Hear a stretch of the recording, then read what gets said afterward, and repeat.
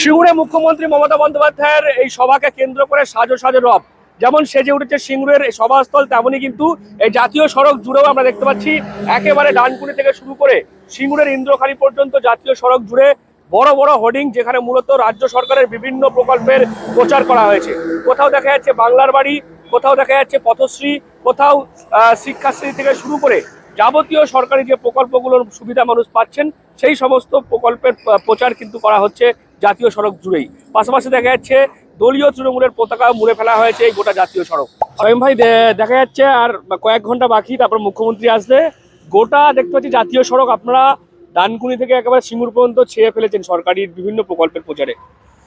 যেহেতু এটা সরকারি প্রোগ্রাম, মাননীয় মুখ্যমন্ত্রী আমাদের অভিভাবক উনি আসছেন, সেই জন্যই আমাদের হুগলি জেলা পরিষদের তত্ত্বাবধানে বা প্রশাসনের তত্ত্বাবধান থেকে সমস্ত কাট আউট বিভিন্ন প্রকল্পের প্রত্যেকটা প্রকল্পের উপরে কাট আউট দেওয়া হয়েছে।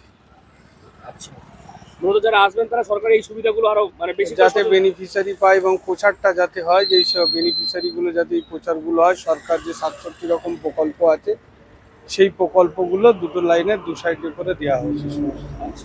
এবং শেষ পর্যায়ের প্রস্তুতি ঘুরে দেখলেন? শেষ পর্যায়ের প্রস্তুতি ডিএম সাহেব আছেন, এডিএম সাহেব, আমাদের মাননীয় মন্ত্রী বেচারাম মান্না মহাশয় আছেন, আরও সমস্ত জেলার অসীমাদি, অরিন্দম গুইন, টোটাল জেলা নেতৃত্ব আছেন এবং জেলা প্রশাসন, ডিএম সাহেব এবং প্রধান সমস্ত আধিকারিকদেরকে নিয়ে শেষ মুহূর্তের প্রস্তুতি প্রায় কমপ্লিট।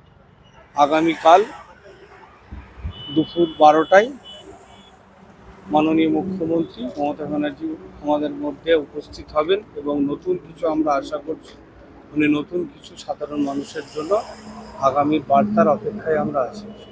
মানুষ কেমন সমাগম হবে বলে মনে হচ্ছে? যথেষ্ট মানুষের সাড়া আছে এবং রেসপেক্ট আছে এবং আমাদের ক্যাপাসিটি অনুযায়ী মানুষের যে সাড়া সেই অনুযায়ী আমরা গাড়িওয়ালার যোগান পাচ্ছি না, আশা করি যথেষ্ট ভালো হবে।